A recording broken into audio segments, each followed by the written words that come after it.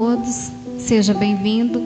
Você que está nos assistindo pela primeira vez, convido você nessa noite para junto nós adorarmos, exaltarmos aquele que é digno de toda honra e de toda glória. Mas antes eu gostaria de compartilhar uma palavra que está lá em Deuteronômio, capítulo 28. Eu creio que quase todos conhecem essa palavra. Deuteronômio, capítulo 28, as bênçãos decorrentes da obediência. A palavra de Deus fala assim: se atentamente ouvires a voz do Senhor teu Deus, tendo cuidado de guardar todos os seus mandamentos que hoje te ordeno, o Senhor teu Deus te exaltará sobre todas as nações da terra. Vamos repetir mais uma vez? Se atentamente ouvires a voz do Senhor teu Deus. Aqui tem uma condicional. Se atentamente teu Deus, tendo cuidado de guardar todos os seus mandamentos que hoje te ordeno, o Senhor teu Deus te exaltará sobre todas as nações da terra. Se ouvires a voz do Senhor teu Deus, virão sobre ti e te alcançarão todas essas bênçãos. Bendito será tu na cidade e bendito serás no campo. Tu serás abençoado em todas as áreas, mas se tu ouvires a voz do Senhor e guardar todos os seus mandamentos. Muitas vezes você pode falar assim: nossa, mas é tão difícil obedecer, é tão difícil guardar os mandamentos do Senhor. Olha, pode ser que sim, pode ser que não, mas eu creio que quando nós abrimos mão daquilo que não agrada a Deus e passamos a fazer o que Ele tem pedido para nós, nós somos abençoados. Nós somos abençoados em todas as áreas da nossa vida. Ele nos guarda, Ele nos protege. Por quê? Porque a palavra dEle é viva e eficaz. A palavra dEle é vida, é saúde.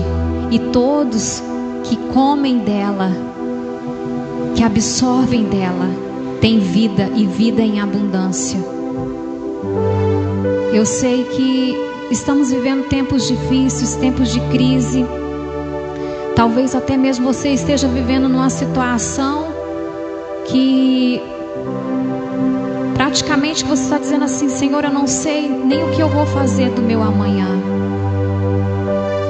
Ouve a voz do Senhor. Atende o que Ele mandar você fazer.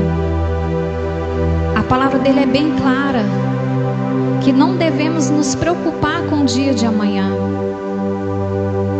Porque se nós estivermos guardando os mandamentos dEle, nada vai nos faltar. Não vai nos faltar alimento, não vai nos faltar alegria, não vai nos faltar a paz, não vai nos faltar nada, porque Ele supre todas as nossas necessidades. Eu gostaria de convidar você nessa hora a fechar os seus olhos, curvar a sua cabeça e clamar. Peça para Ele. Peça para Ele, diga para Ele: Pai, me ajuda a andar nos teus caminhos, me ajuda a te obedecer, me ajuda, Pai, a guardar, me ajuda a seguir a tua direção. Fale com Ele nessa noite, para que você possa receber todas as bênçãos que Ele tem para você. Nessa noite, fale com Ele, abra seu coração nessa noite, em nome de Jesus. Pai, em nome de Jesus, nós entramos na Tua presença. Primeiramente para te agradecer, Papai, por tudo que o Senhor tem feito na nossa vida e por tudo que o Senhor irá fazer. Te agradecer até mesmo por esse momento que o Senhor nos proporcionou para estar aqui, ministrando, te adorando e cada vez mais nos aproximando de Ti, Papai. Te agradecemos pelas Tuas misericórdias, pela Tua fidelidade, pela Tua proteção, porque o Senhor é bom. O Senhor é bom para com todos, e as Tuas misericórdias estão sobre todas as Tuas obras. Todas as Tuas obras te louvarão, ó Senhor. e os teus santos te bendirão. Falarão da tua glória, do teu reino, e relatarão o teu poder, para que façam saber os filhos dos homens. Louvado seja o teu santo nome. Tu és exaltado, papai. Tu és adorado, papai. Mesmo diante de toda circunstância, tu és adorado, papai. Venha o teu reino. Venha, papai, a tua soberania sobre todas as áreas das nossas vidas. Venha, papai, o teu reino sobre as famílias. Venha o teu reino, papai, sobre cada coração. Vem, papai. Vem com o teu fogo, papai. Vem hoje, papai, com teu espírito de arrependimento sobre todos os pecadores, para que possam entrar no teu reino, papai. Vem, papai. Toma o teu lugar nos nossos corações. Toma o teu lugar, papai, em cada irmão, em cada irmã nessa noite que está te buscando. Toma o teu lugar. Oh Deus, que nós possamos, papai, te buscar acima de todas as coisas. Que nós possamos, papai, andar na tua palavra, praticar a tua justiça, falar a verdade, papai. Oh Deus, queremos todas as bênçãos, papai. Como está escrito aqui em Deuteronômio: bendito serás tu na cidade e bendito serás no campo. Bendito o teu cesto e a tua amassadeira. Bendito será ao entrares e bendito ao saíres. Oh Deus, nós queremos, papai. Então nos ajuda, Senhor. Nos ajuda nesta jornada. Meu Deus, fortalece esse meu irmão, papai, que está caído. Levanta ele, papai. Senhor, tira toda a tristeza, tira toda a angústia, papai. Entra agora dentro deste lar, meu Deus. Entra com a tua cura, papai. Ministra sobre a vida da tua filha. Ministra sobre a vida do teu filho, papai. Ministra sobre eles, meu Deus. Aonde há o desespero, Senhor, que venha a tua paz nestes dias de tribulação, papai. Aonde há fome, que venha a tua fartura, papai. Oh Deus, aonde há tristeza, que o Senhor venha com a tua alegria, papai. Mas entra, papai, para que teu filho venha ver os teus manifestos, ó Deus. Queremos mais de ti, queremos mais de ti. Oh, adore a Ele, em nome de Jesus. Adore a Ele, adore a Ele. A palavra dele diz que Ele procura os verdadeiros adoradores que o adorem em espírito e em verdade. Nesse momento, adore a Ele, em nome de Jesus.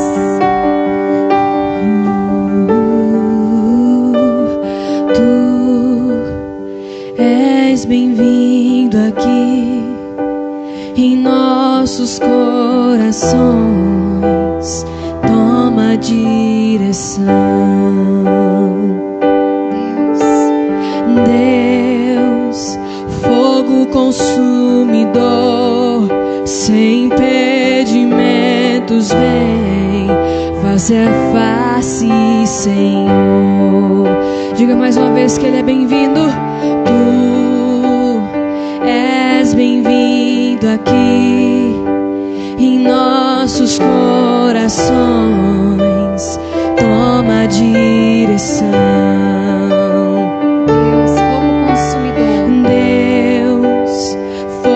consumidor, sem impedimentos, vem, face a face, Senhor. Oh, sopra em nós, Espírito, te queremos, Deus. Sopra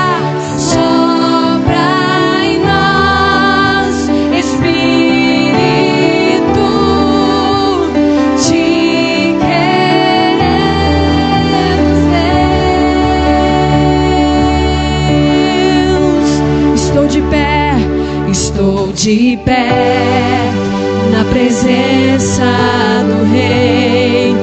Tua glória está aqui, teu amor liberta-me. aqui no trono de louvor. Tua presença me curou, fascinado estou.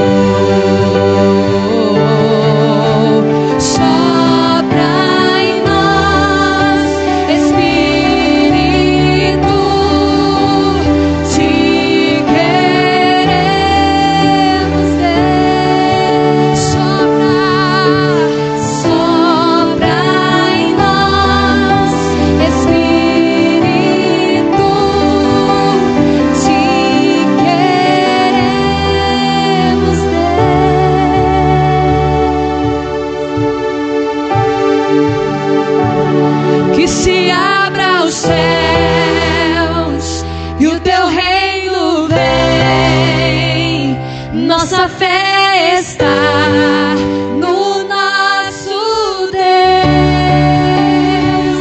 Que se abra os céus e o teu reino vem. Nossa fé está no nosso Deus. Que os céus fechados se abram, teu reino venha mover. A nossa fé e esperança estão em Deus, grande Deus. Que os céus fechados se abram, teu reino venha mover. A nossa fé e esperança estão em Deus, grande Deus. Peça Ele para soprar aí dentro da sua casa. Peça para Ele, fala: sopra, Senhor. Sopra, Senhor, dentro de cada cômodo aqui da minha casa. Peça a Ele para soprar agora na sua vida. Peça a Ele, meu querido, minha querida, mas clame por Ele. Clame por essa presença de Deus. Chame por Ele, diga: sopra, Senhor. Sopra aqui dentro da minha casa. Peça para Ele em nome de Jesus.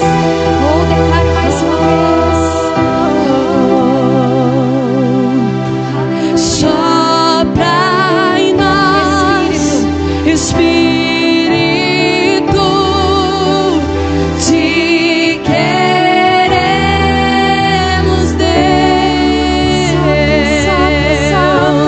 Sopra em nós, Espírito, te queremos, Deus.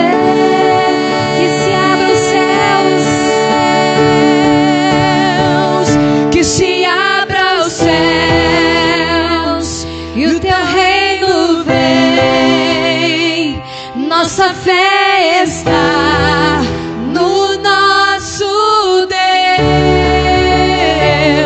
Que se abra os céus e o teu reino vem. Nossa fé está no nosso Deus. Que os céus fechados, que os céus fechados se abram, teu reino venha mover. A nossa fé e esperança estão em Deus, grande Deus. Que os céus fechados se abram, teu reino venha mover. A nossa fé e esperança estão em Deus, grande Deus.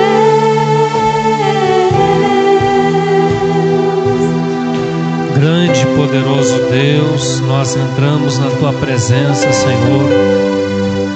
Pai querido, nós nessa noite pedimos, Pai, a Tua graça. Bendizemos, meu Deus, as Tuas maravilhas. Pai, nós ainda não sabemos a plenitude da Tua grandeza, Pai. Ainda falta muita coisa, meu Deus, para nós desvendarmos, para nós enxergarmos, para nós vermos, Pai. Porque lá na Tua revelação de Apocalipse, o Senhor fala que os servos o verão face a face. Ainda não conseguimos, meu Deus, essa façanha. Ainda não conseguimos te ver dessa forma. Sabemos que há um longo caminho, Pai, de restauração, de regeneração e de busca, Pai. Mas, meu Deus, diante de tamanha promessa, diante, meu Deus, que daquilo que o Senhor nos disse, que um dia estaremos morando contigo para todo sempre, um lugar onde o Senhor enxugará nossas lágrimas, um lugar onde nós iremos te servir e te ver face a face. Meu Deus, eu te peço que o Senhor traga a força que precisamos, que o Senhor, Pai, como mesmo disseste, jamais deixe escapar uma só ovelha. Querido Deus, querido Pai, nós pedimos, Senhor, abençoe-nos, Pai, a nossa vida poderosamente. É o que nós te pedimos, em nome de Jesus. Amém. Graças a Deus. Como é que vocês estão, meus queridos irmãos? A graça e o amor de Deus seja com todos nós, seja aqueles que estão nos assistindo pelo Facebook e seja aqueles também que estão nos vendo pelo Instagram e os demais que depois irão nos ver no YouTube, no canal da Iana. Hoje, irmãos, nós vamos meditar numa palavra e eu fico analisando a importância que nós temos de realmente compreender ou tentar compreender, saber quem é o Deus que nós servimos. Lá em Lucas, irmãos, no capítulo 24, lá pelo versículo 44, 45, quando Jesus aparece aos seus discípulos, ressuscitado, e ele explica através das Escrituras que convinha que ele deveria ter passado por toda a sua paixão e ressuscitado, a Bíblia fala uma coisa que é uma revelação sobrenatural, e que se nós não tivermos essa revelação conosco, nós perdemos quase que 80% de toda a revelação da Bíblia.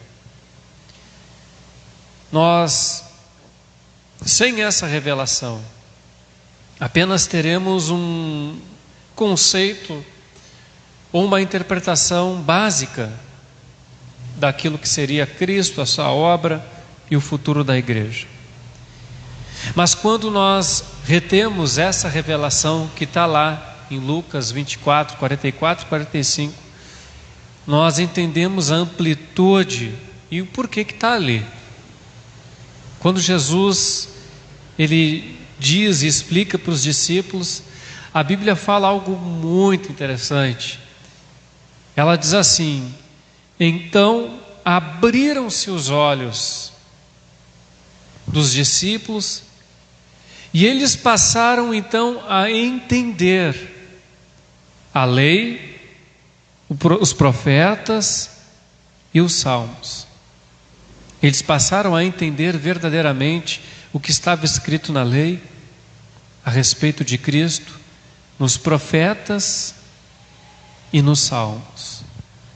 Isso é uma revelação fora do comum, porque se nós, hoje em dia isso é muito comum, se tornou algo muito comum no meio cristão, de se separar a palavra de Deus, ou alguns pregadores apenas preparam mensagem no Antigo Testamento, ou outros apenas no Novo. Só que a Bíblia, ela é um livro completo. Além da Bíblia, ela mesmo se interpreta, ela é um livro que todos estão casados, todos os livros, de comum acordo. E nós só compreendermos verdadeiramente a palavra de Deus quando nós juntamos todas essas coisas. Se nós analisarmos Cristo apenas pelo Novo Testamento, por exemplo, ignorando as profecias do Antigo Testamento, nós vamos ter, primeiro, uma noção de quem é Jesus básica e rasa. Por quê? Porque as leis, os profetas e os salmos apontam a Cristo, a sua obra e a toda a sua obra. As festas, por exemplo, solenes de Israel, as 7 festas, apontam, além da obra que Cristo já fez, apontam o futuro também. E Paulo sabia disso.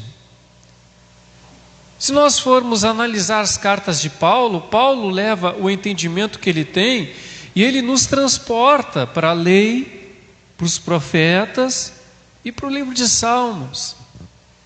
É por isso que muita gente não entende as cartas de Paulo, porque nós temos que fazer uma conexão lá do Novo Testamento, irmos para a lei, irmos para os costumes, irmos para os profetas, dar uma passadinha lá em Apocalipse, e aí nós temos uma visão muito mais apurada do que é Jesus e do que verdadeiramente é o Evangelho.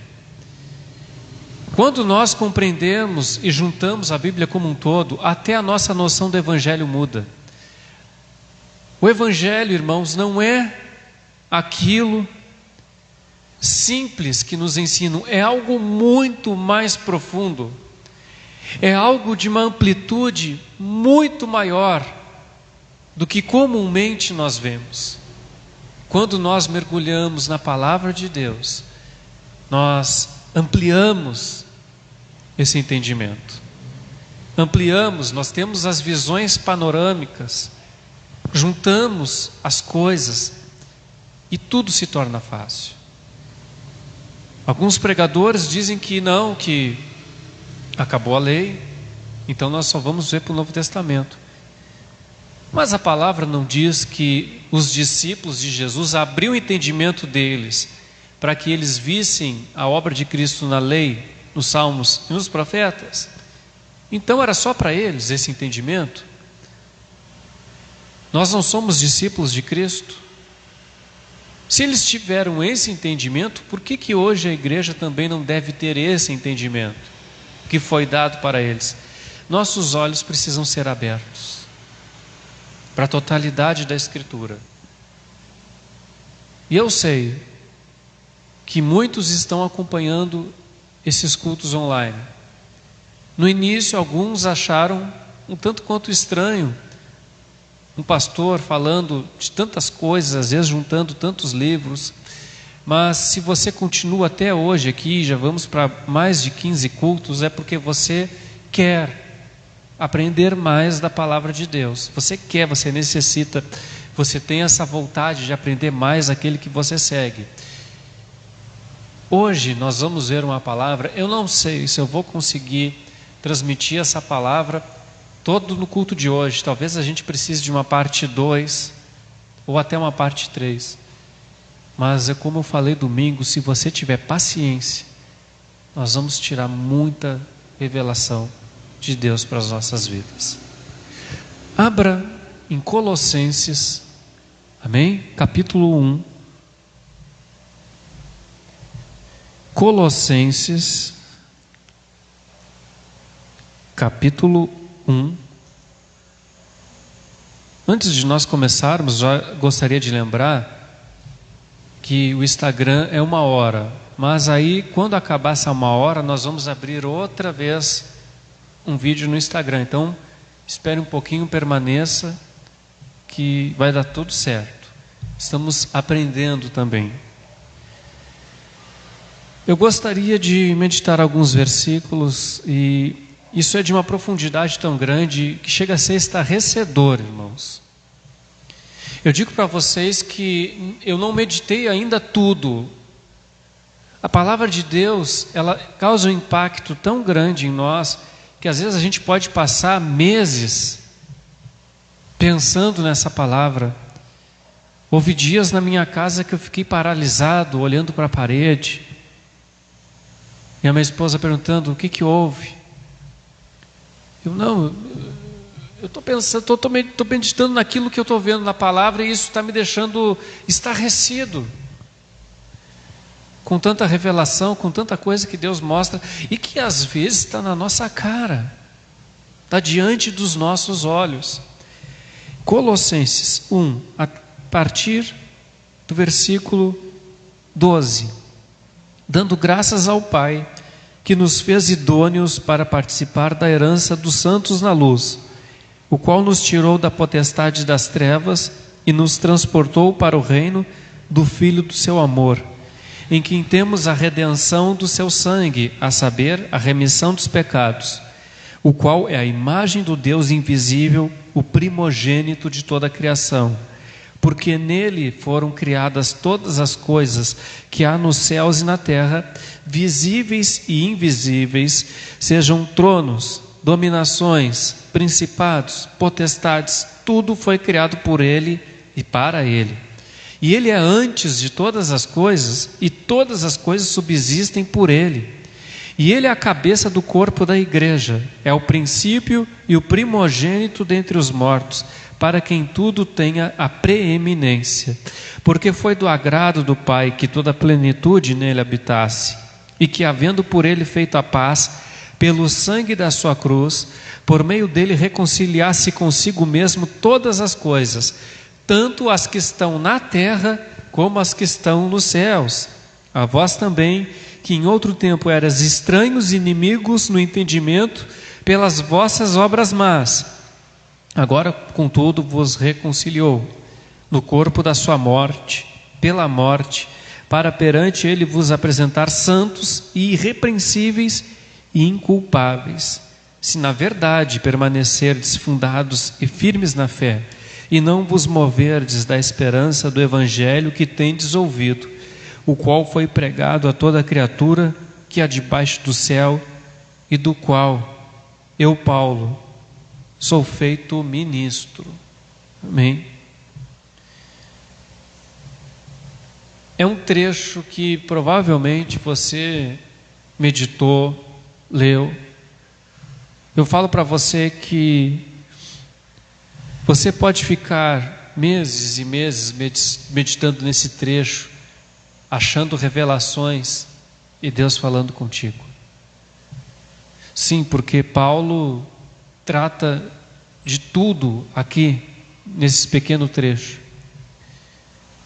Paulo nos lembra de Gênesis, Paulo nos lembra da lei, Paulo traz à tona profecias, Paulo traz à tona o livro de Jó. O livro de Jó. São muitas as coisas, Isaías, Ezequiel, muitas e muitas coisas que mostram uma grandeza do Deus que nós servimos, que quando nós absorvemos essa grandeza, nós não tememos mais nada. Não tememos epidemias, não tememos a morte. Não que nós vamos ser irresponsáveis, não.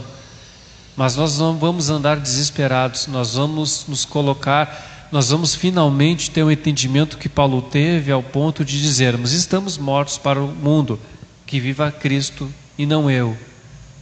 Não vivo mais eu, mas Cristo vive em mim. Lá no versículo 12, ele começa dizendo, dando graças ao Pai, que nos fez idôneos para participar da herança dos santos na luz, o qual nos tirou da potestade das trevas e nos transportou para o reino do Filho do seu amor. Guarde isso.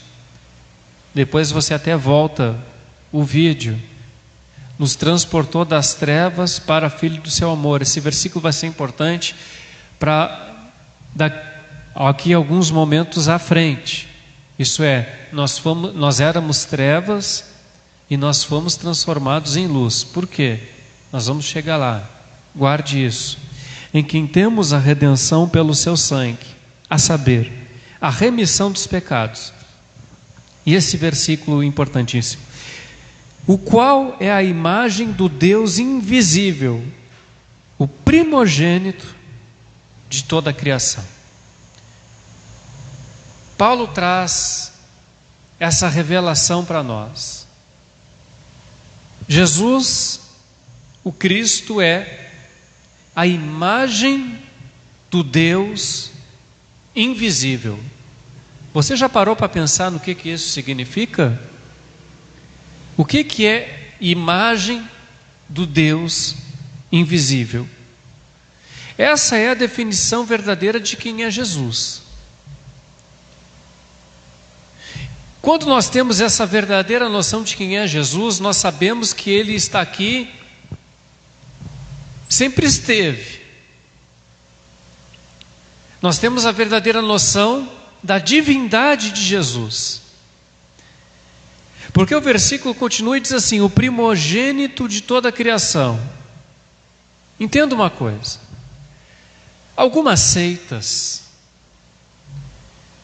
dizem que Jesus não pode ser divino porque Ele é um ser que foi criado. E essas seitas usam esse versículo aqui, porque está escrito que Ele é o primogênito de toda a criação. Então logo Ele seria o primeiro ser criado. Quando uma pessoa incute isso na cabeça, ela perde 80% ou mais do que é Jesus. É por isso que ela anda em desespero. É por isso que toda vez que ela liga a televisão, ela entra em pânico, ela se dói, ela tem medo de morrer, porque ela perdeu a noção do Deus que ela serve. Ela rebaixa Jesus. Porque em nenhum momento Paulo está dizendo um absurdo desse. Nós temos que entender, irmãos, que aquilo que está escrito tem que ser interpretado. Aqui está escrito Iana, mas isso não significa dizer Iana é Iana. Não. Isso aqui é uma abreviação de Igreja Apostólica Nova Aliança. Quando palavras estão em um contexto, em um versículo, nós temos que entender o contexto para tirar a interpretação dele. Porque a interpretação está no próprio capítulo. Primeiro no próprio versículo. Ele não pode ser o primogênito, algo criado, porque ele é a imagem do Deus invisível. Ele é a imagem. O que é imagem de alguma coisa? É o reflexo exato daquilo que é verdadeiro. Deus, Ele é invisível, mas Ele se torna visível por Cristo, porque Jesus é a imagem desse Deus. Imagem é algo que você vê, rigorosamente igual àquilo que ela está refletindo. Quando você olha a sua imagem na beira da água de um lago, quando ela reflete o teu rosto, ela está refletindo literalmente você. Ela é a imagem perfeita de você. Há uma contrapartida.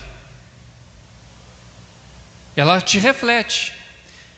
Ela não reflete os teus pensamentos. É isso que você tem que entender. Vamos mudar. Um espelho. Até se puder pegar um espelho para mim ali nos fundos, vai ficar mais fácil. Um espelho. Quando você se olha de frente para o espelho, o espelho reflete a tua imagem. Não vai refletir a imagem do Beltrano. O espelho, aqui. Obrigado. Quando você se olha para o espelho vai refletir a imagem. Só que o espelho, ele não vai refletir os teus pensamentos. Ele não vai refletir aquilo que está dentro do teu coração. Ele vai refletir a tua imagem. Os teus pensamentos, as coisas que você pensa, o teu coração são coisas invisíveis, ok? Ou não? É invisível. Mas essa imagem vai refletir você. Aquilo que é invisível, vai ser criada uma imagem e as pessoas vão te ver nessa imagem. Jesus é a imagem do Deus invisível. Se nós queremos ver um ser invisível que nós não podemos ver, então essa coisa invisível, ela é transformada numa imagem para que nós possamos ver. É Cristo, a imagem do Deus invisível. E quando Cristo se torna visível, Ele é o primogênito. Por quê? Primeiro, que a própria Bíblia aqui vai dizer que para que Ele tenha preeminência em todas as coisas, para que Ele seja o número 1 em tudo. E segundo, que por Ele todas as coisas foram feitas. Não que Ele foi criado, Ele se tornou uma imagem visível, para que através dessa imagem visível todas as coisas fossem criadas, as visíveis e até aquelas invisíveis ao qual nós não podemos ver. Está aqui. O qual a imagem do Deus invisível, o primogênito de toda a criação, porque nele foram criadas todas as coisas que há nos céus e na terra, visíveis e invisíveis, sejam tronos, sejam dominações, sejam principados, sejam potestades. Tudo foi criado por Ele, Cristo, a imagem do Deus invisível, e para Ele. Todas as coisas invisíveis nos céus, principados, potestades, tronos, querubins, serafins, anjos, tudo foi criado por Ele, Cristo, e as que estão na terra, as invisíveis e as visíveis, que é a terra. Por Ele, que é a imagem de Deus. Versículo 17. E Ele é antes de todas as coisas, e todas as coisas subsistem por Ele. Ele é a cabeça do corpo, da igreja, é o princípio e o primogênito dentre os mortos, para que em tudo tenha preeminência, isso é, para que tudo Ele seja o primeiro. Você quer ver uma coisa? Lá em Apocalipse, capítulo 3,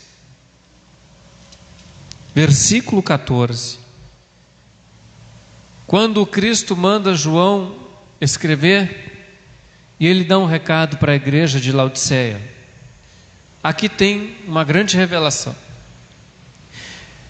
Apocalipse 3,14 diz assim: e ao anjo da igreja que está em Laodiceia, escreve: isto diz o Amém, a testemunha fiel e verdadeira, o princípio da criação de Deus. Jesus é o princípio. Isso não te lembra uma coisa? A Bíblia diz que Jesus é o princípio. E onde é que está o princípio? Gênesis, capítulo 1, versículo 1. O que diz aí? No princípio, Deus criou os céus e a terra.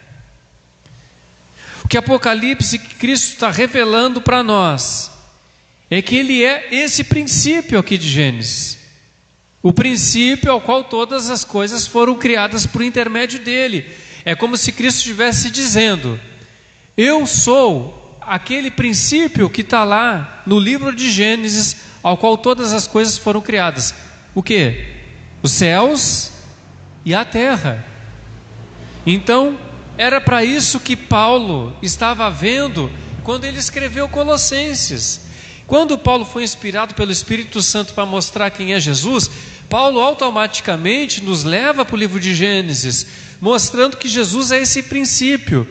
Ele é o primogênito da criação, não é porque ele foi criado, Jesus sempre existiu, mas ele é o princípio, ele é o primogênito, Porque Jesus é esse princípio aqui, esse princípio visível ao qual nós fomos criados.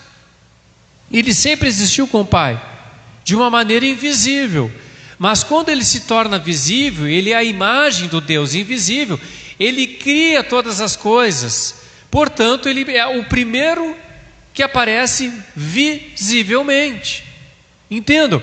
Ele sempre existiu de forma invisível. Quando ele se torna a imagem visível de Deus, ele é o primeiro que aparece visivelmente. Então ele é o primogênito da criação. Jesus nunca foi criado, Jesus sempre existiu. Jesus é divino, Jesus merece toda adoração. Senão os evangelhos seriam heréticos. Quando Jesus nasceu, a ordem que foi dada? Que todos os anjos adorassem a Ele. Deus não mandaria adorar um homem se ele não fosse divino. Isso seria contra a própria palavra de Deus. Jesus é esse princípio. Você quer ver uma coisa? Abre lá em João, Evangelho de João. João também viu isso em Gênesis quando escreveu o livro. Vai lá em João.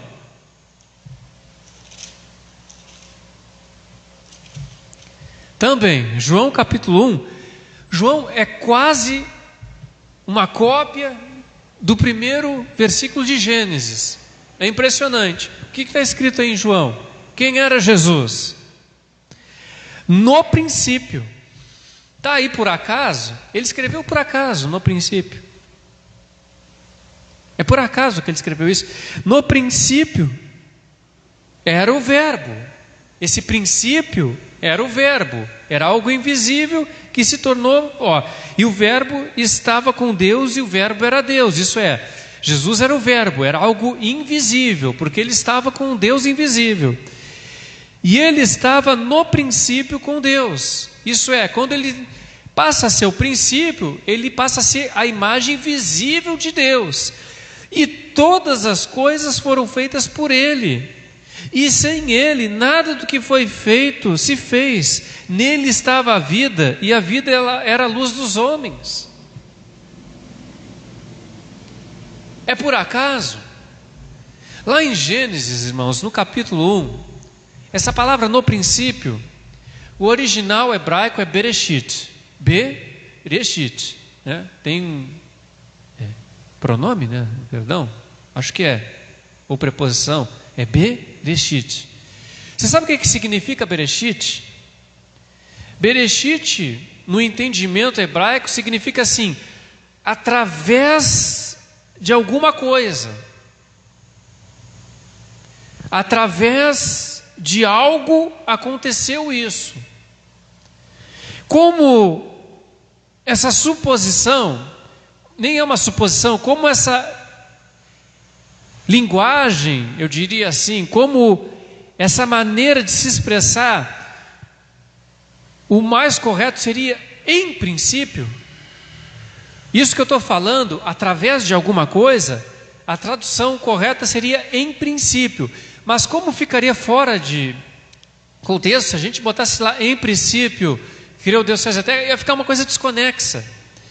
Por quê? Isso, irmãos, não é um erro de interpretação. Se você estudar o inglês, por exemplo, tem algumas frases em inglês que, se você for interpretar ao pé da letra, vai sair uma coisa totalmente absurda. Vocês já fizeram um teste no Google para ver isso aí? Bota lá um teste. Pegue uma frase completa em inglês e bota no tradutor. Vocês vão ver que às vezes sai uma tradução nada a ver. Não é que seja uma tradução esquisita. Por quê?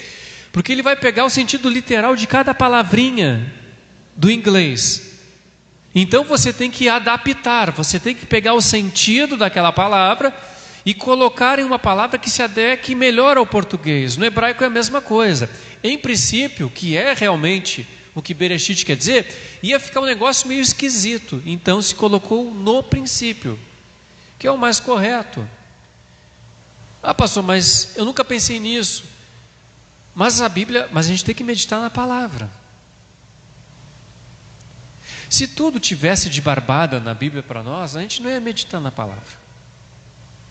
Bastava a gente olhar na Bíblia, é isso. E aí? A gente ia meditar? A gente ia orar? Deus colocou tudo de propósito ali para que a gente fosse atrás das informações, para que com isso a gente medite na palavra. Então, Bereshit significa através. Então, esse no princípio, o que é? É rigorosamente o que João fala. Através dele, o verbo, todas as coisas se fizeram. João olha lá para Gênesis e mostra que Jesus é Deus, que mostra que Jesus é divino, Ele é a imagem do Deus Todo-Poderoso. Você não serve a um ser que foi criado, você serve a um ser que sempre existiu. Porque Ele é esse no princípio. Ele é a imagem do Deus invisível. É por isso que quando Felipe pergunta para Jesus lá no livro de João, Senhor, mostra-nos o Pai, que isso nos basta. O que Jesus fala para Felipe? Felipe, tu está há tanto tempo comigo e não entendeu que eu sou o Bereshit? Tu não entendeu que eu sou no princípio? Tu não entendeu que eu sou a imagem do Deus invisível? Que quem vê a mim, vê o Pai. Se você olhar a minha imagem feia no espelho, você vai me ver. É ou não é? Você vai me ver. Por quê? Porque ela reflete eu saí feio na foto. Irmão, foto nada mais é daquilo que você, não tem milagre. Às vezes, nossa, como eu saí estranho nessa foto. É a tua imagem, querido. Saiu aquilo que você é.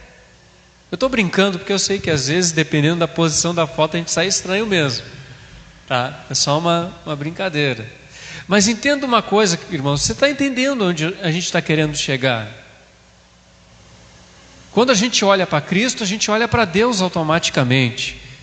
Aquilo que é invisível para nós se torna visível, e basta olhar as coisas invisíveis, basta a gente olhar a vida de Jesus que a gente percebe. Como é que a gente sabe? Por que João disse que Deus é amor? Por que o apóstolo João disse que Deus é amor? O amor é algo invisível, mas se tornou visível porque ele viu Jesus, a imagem do Deus invisível. E se ele viu o amor em Jesus, que é a imagem do Deus invisível, logo se tornou visível para João o amor, que é Deus. E quando nós vemos isso, irmãos, algo muda em nós. Porque a dúvida leva à perdição. A dúvida é inimiga da fé. Mas quando nós esclarecemos a dúvida, eu estou falando isso, mas tem muita gente que duvidava que Jesus era Deus, irmãos.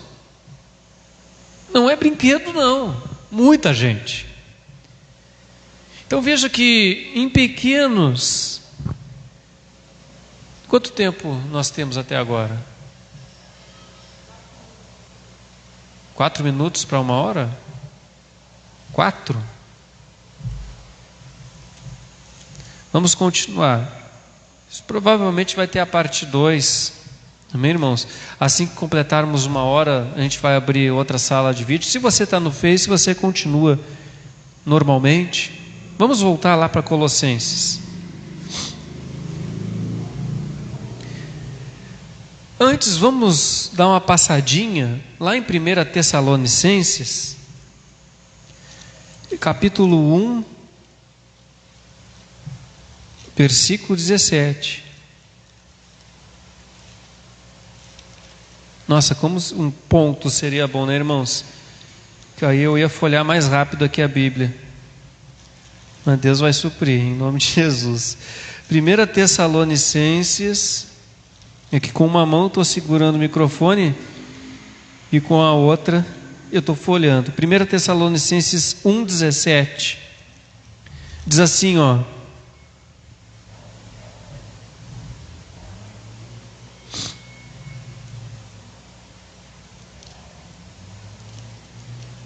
perdão, que 1 Tessalonicenses, 1 Timóteo 1,17. Ora, o Rei dos séculos, imortal, invisível. Ao único Deus seja a honra e a glória para todos sempre. Amém.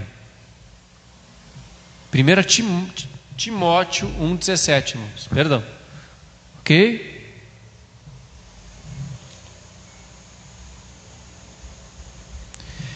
Vamos continuar então.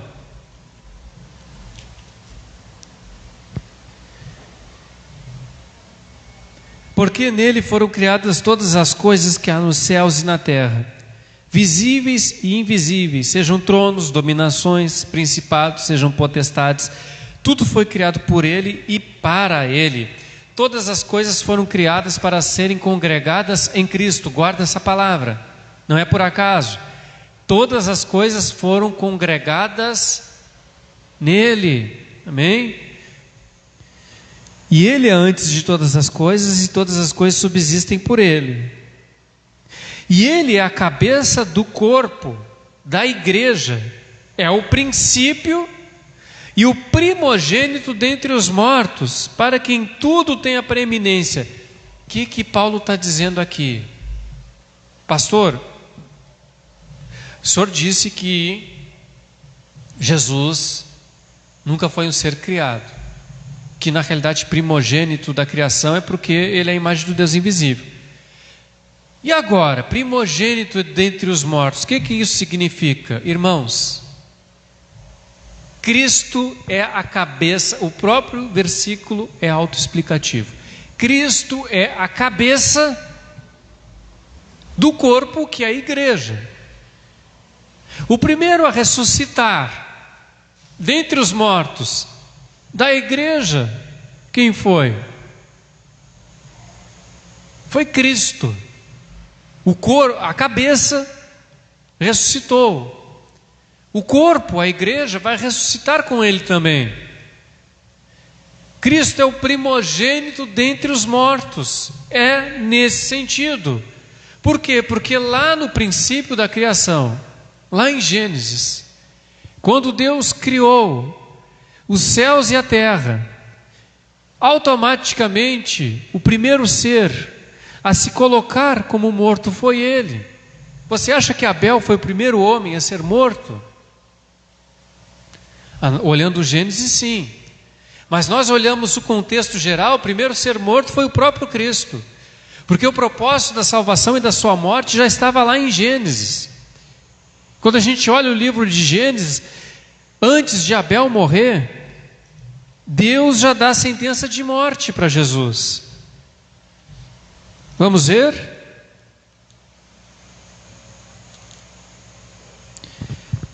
Gênesis capítulo 3, versículo 14. Então o Senhor Deus disse à serpente: porquanto fizeste isso, maldita serás, mais que toda besta e mais que todos os animais do campo. Sobre o teu ventre andarás e o pó comerás todos os dias da tua vida. E porei inimizade entre ti e a mulher, entre a tua semente e a sua semente. Esta te ferirá a cabeça e tu lhe ferirás o calcanhar. Antes de Abel ser morto, já há uma profecia mostrando que o Messias ia vir da semente dessa mulher e da semente de Adão, e que o seu calcanhar seria mordido, isso é, ele morreria pela humanidade. O propósito da salvação já existia, porque Deus já sabia de todas as coisas. Deus já sabia que quando criou o mundo, Deus já sabia que o homem iria cair. Ele já sabia. Deus não foi pego de surpresa, como muita gente acha. Nossa, o homem pecou, Deus ficou triste, e agora, então, eu vou criar um propósito de salvação? Não, esse propósito sempre existiu. Sempre existiu.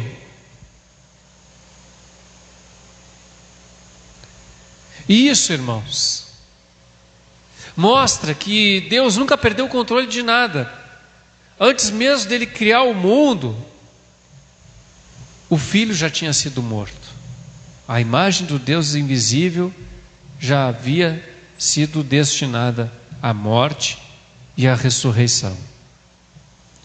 Para que ele, como está escrito aqui no versículo que nós lemos aqui em Colossenses, para que eles tenham a preeminência, irmãos, de todas as coisas. Versículo 18, ele é a cabeça do corpo. Que corpo é esse? Da igreja. É o princípio e o primogênito dentre os mortos, para quem tudo tenha preeminência, para que tudo ele seja o primeiro, para que ele seja verdadeiramente a cabeça de nós, da igreja, porque Cristo teve que morrer e ressuscitar, para ele ser a cabeça desse corpo, para ele ser o número 1 que rege a igreja, que somos nós, o corpo de Cristo. Você tem ideia de quem você é agora? Você consegue entender a importância de ser igreja? Você tem noção de quem você é e de quem é o teu Deus?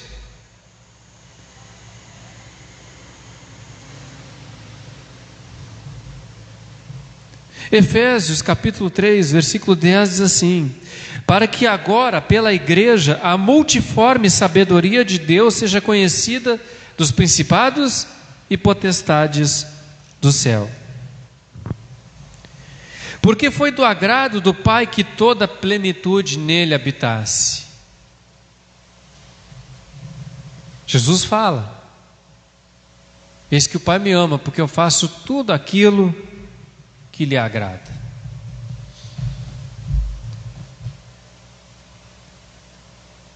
Tudo aquilo que lhe agrada. Toda a plenitude passa a ser dele. Nós vamos ter uma parte 2. Não vai dar para passar tudo hoje. Domingo nós vamos ministrar a parte 2 desses versículos. Mas para nós encerrarmos,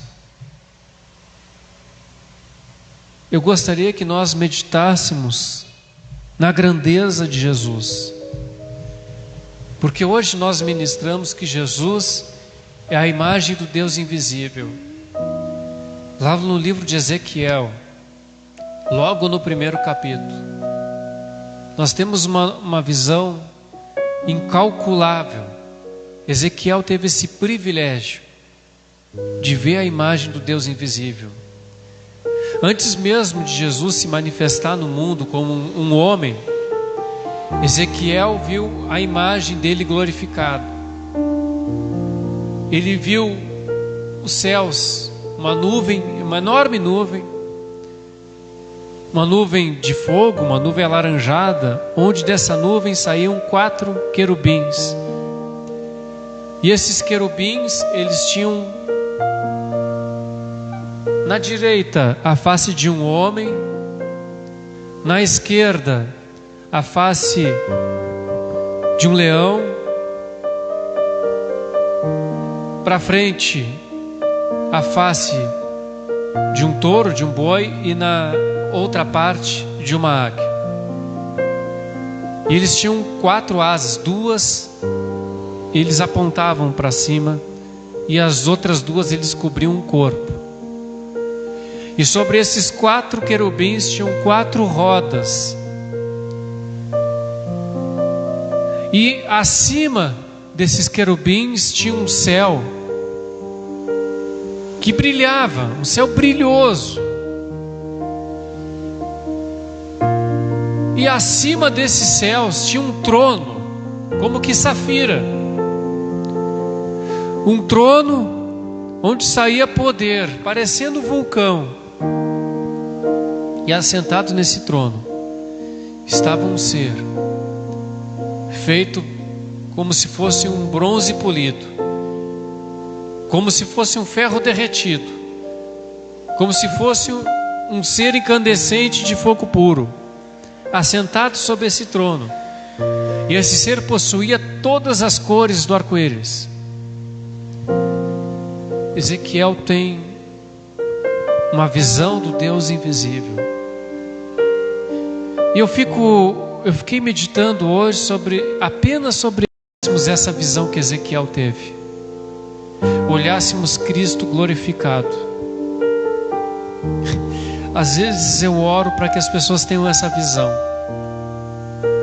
Às vezes quando estou orando pela igreja, eu peço para que Deus dê uma visão especial de quem Ele é verdadeiramente. Porque se nós tivermos essa noção de quem verdadeiramente é o nosso Rei, nós estaríamos bem constrangidos. Nós mudaríamos completamente nossa percepção, até da nossa própria vida, do que nós estamos fazendo, o que nós estamos priorizando, o que nós estamos acreditando. Nunca mais iríamos nos desesperar. Aí sim nós íamos entender Paulo, e a gente não ia achar Paulo louco. Como é que pode ser doido achar que é lucro morrer? Não. Nós íamos entender verdadeiramente que a morte é um lucro enorme. Nós íamos entender que a morte é a saída desse mundo de aflições para uma glória incalculável por toda a eternidade. Mas nós não íamos querer tirar a nossa vida aqui, não. Pelo contrário, nós iríamos estar motivados, porque nós iríamos usar essa vida aqui cheia de aflição e tribulação para anunciar o máximo de tempo possível o Evangelho de Jesus, para que mais e mais pessoas tenham a salvação. Se você vê a imagem verdadeira do Deus invisível, você vai fazer de tudo. Você não vai considerar a sua família perdida. Você vai querer desesperadamente ir atrás da salvação deles. Que a imagem do Deus invisível esteja no teu coração. E essa é a nossa oração. Que nós possamos ver, detectar e ter a verdadeira percepção de quem é Jesus. Porque se nós tivermos essa percepção, tudo à nossa volta vai estar bem. Oremos. Pai, em nome de Jesus, Pai, eu oro, meu Deus, juntamente com os meus irmãos, e o que eu peço para eles, eu peço para mim também. Pai, eu peço um vislumbre. Eu peço, meu Deus, através da meditação da Tua Palavra, através da oração, meu Deus, que nós possamos ter uma noção da imagem de quem o Senhor é.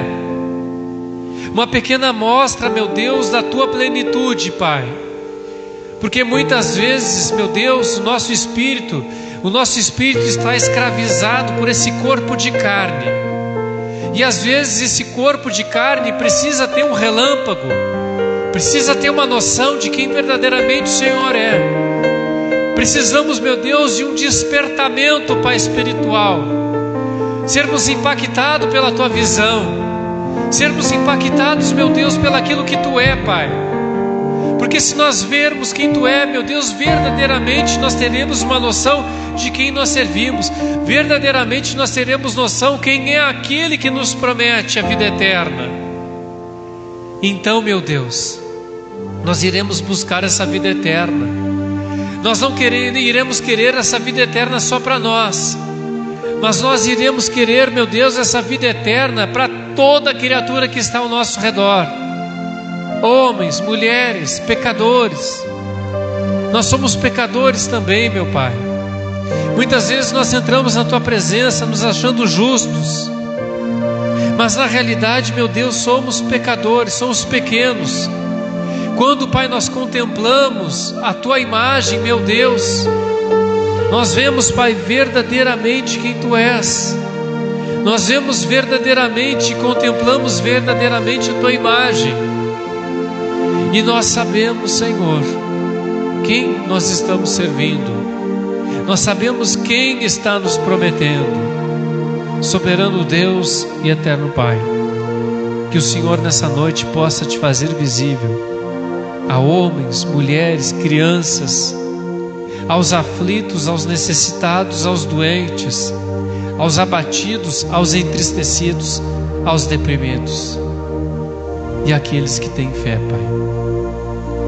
Aqueles que estão carregando um piano em suas costas, aqueles que estão carregando o pesar do fardo, aqueles que são profetas na sua casa, aqueles que são profetas na sua comunidade, aqueles, meu Deus, que são profetas aos seus irmãos, aqueles que muitas vezes, Pai, precisam carregar a fé dos outros.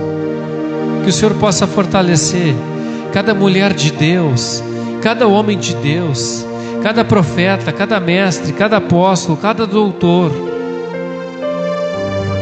cada professor.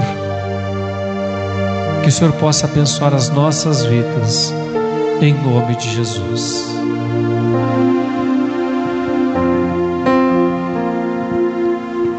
Ele é a imagem do Deus invisível, do Deus invisível, Jesus, o Pai, o Filho. Ele é a imagem do Deus invisível, do Deus invisível, Jesus, o Pai, o Filho.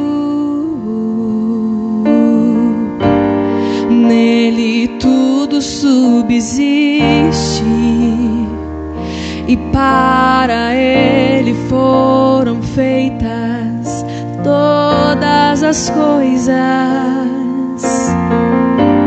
Nele tudo subsiste, e para Ele foram feitas todas as coisas. Eu vejo Pai, eu vejo Pai em ti, eu vejo Pai.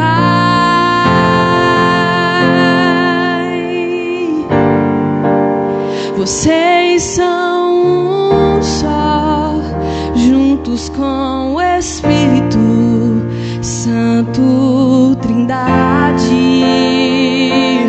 união perfeita, é completa. De quem terei falta? De quem terei falta? União perfeita, é completa. De quem terei falta? De quem terei falta? Glória, força, honra e poder eu declaro a você. Força, honra e poder ao Deus do amor. Glória, força, honra e poder eu declaro a você. Glória, força e poder ao Deus do amor.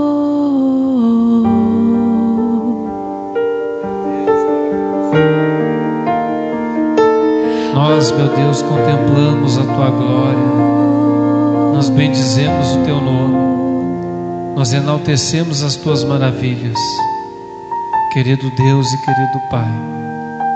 Nós queremos cantar como as estrelas cantavam quando o Senhor criava todas as coisas.